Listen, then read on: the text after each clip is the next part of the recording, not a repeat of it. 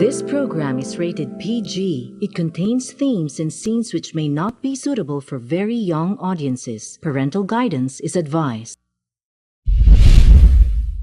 Be advised that the views and opinions of the hosts and guests do not reflect those of the station.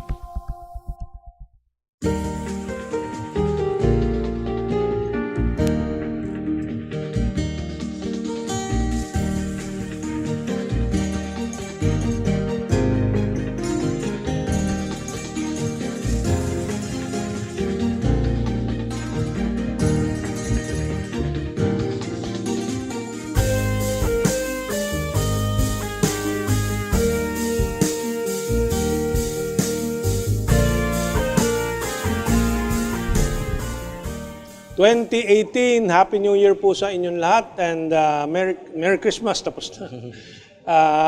This is Herman T. Laurel again on our Journeys Chronicles of our Asian Century. It's an exciting year that we have before us.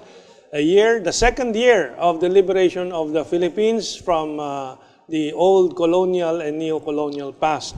And again, we're here in a brand new year with a brand new effort to inform the public of what's going on between the Philippines and China. And our guest today will be very relevant for our focus on Philippine, China, and Asia.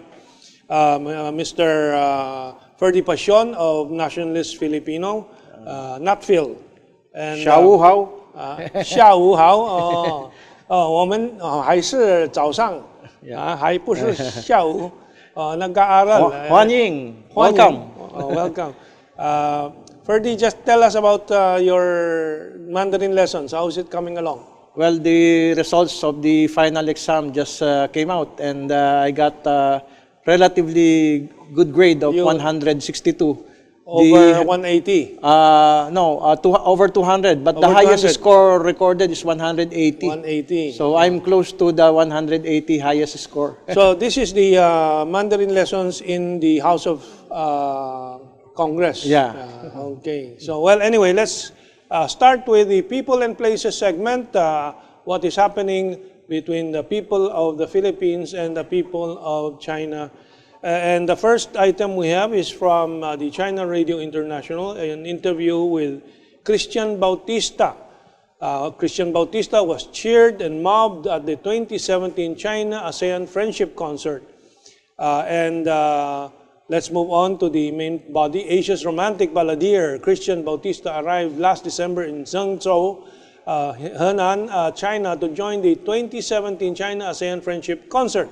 In his interview with China Radio International Servicio Filipino, Christian Bautista said the concert has been very meaningful. It was a chance to share culture, songs, and developing new friends and links in the music industry. He emphasized that the 2017 China-ASEAN Friendship Concert reminds us that we are one. Christian sang his own work, Kapit. Christian also sang a duet with Chinese singer Chen Si in the song Because of Love. Their rendition really struck the hearts of the Chinese music lovers and foreigners attending the concert at Zhengzhou.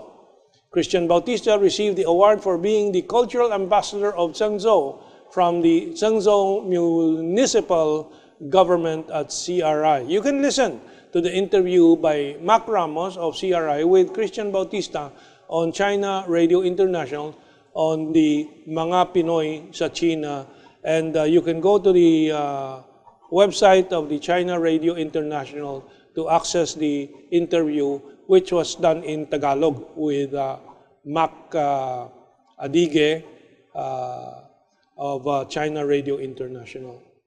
Okay, well, we have our second item, a compilation of some of the most interesting highlights of our 2017 People and Places. I think we're ready to roll it with an interview, several interviews of Filipinos in China. Don't ask how many years. Rio Zeblin met a girl during his visit to China in 2009. He went back to the Philippines, but they continued to talk every single day. And after 1 year, I thought, I like this girl. So if I don't go to China, I think nothing will happen to us. So what I did was I quit my job to come to China. After another year, the girl, my girlfriend, she's my wife now. Would you say you moved for love? Yes, that's the primary reason. He has been in China for 7 years now, working as a journalist. He has fully immersed himself in society here and found his home away from home. Rio has made sure his child speaks not only Chinese and English, but also Tagalog, the official language of the Philippines. Rio takes his family back to his homeland regularly, but sometimes the wave of homesickness still hits the heart. To preserve that heritage, Rio spends his weekends sharing his passion, Filipino martial arts, with the Chinese community. Well, martial arts is like my lifestyle. I started doing martial arts when I was 16 years old. The way I teach here is because I want to strengthen friendship, cultural understanding between Filipinos and Chinese through Filipino martial arts. We commemorated the 600th anniversary of the Sultan of Sulu's visit to China in 1417. So it showcases how advanced the Sulu civilization was, that they were able to mount such a huge contingent of 340 people to pay tribute to Emperor Yongle. So we wanted to share this with all Filipinos, especially to the students, and take pride of our heritage so that they will know that we have skilled boat builders, skilled navigators, enough to sail across the South Seas even before Magellan and all the Europeans are still looking for a way to come to Asia. Kaisa means unity. It doesn't matter what is your race, what is your religion, what is your social class. We all are proud of being Filipinos. So Bahay Chinoy, Museum of the Chinese in Philippine Life, is one of the biggest projects of Kaisa because it showcases that in all aspects of Philippine life and in all events that shape the Philippines as a nation, you have the involvement of the Chinese Filipinos. History should always be alive. We should always respect our past so that we can move on better forward in the future. So we should That's in that scroll is the letter of the emperor to Sultan Batara. So sulat yan Yes, ni Emperor kay Sultan Batara. Emperor Yongle to Sultan Batara. Alam mo, you felt greatness at the same time. You felt sorry for your people in Sulu, that we can no longer give them what they had in the past. So, as I don't know if I feel this because eto nga baka nga talagang prinsesa ako, but you know, because I always I live an ordinary life and I consider myself as just a normal ordinary Filipino citizen.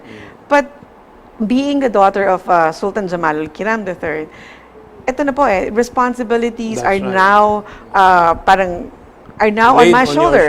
Yeah. Whether I like it or not, I have an obligation to my people, and they are my people. We once had a glorious past. And this year we have 300 teams from all over the world.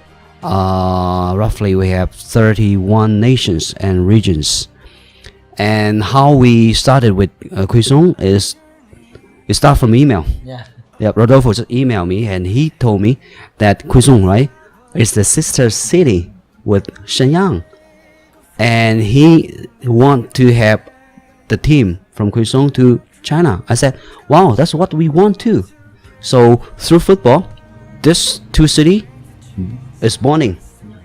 And with football, start from kids, right? That's right. Then we have, how to say, when they grow up, I hope the kids from Quezon will have a good feeling about China. And also, I want them to feel that this is their second home in China. They have family in China. And I hope this relationship will keep going on thanks to football. Yep. Yeah. You are a football player yourself? I was a goalie. Yes, but now too old to play, so I still want to do something for the kids, for football. That's why and how I get involved in this Gold Cup China. Okay, that last feature was about Quezon City football team, children's football team that went to China. Then we had Princess Jaisul Kiram, who I went with to China. Then there was the Kaisa celebration of the visit of the Sultan of Sulu to China. And the first story was about Rio Zablan, who is a Filipino journalist now working in Beijing, China, and married to a Chinese and bringing up a Filipino-Chinese family. Okay, and finally, just an image from the Philippine Embassy in Beijing. The greetings from our embassy and Ambassador Chito Santa Romana from Beijing.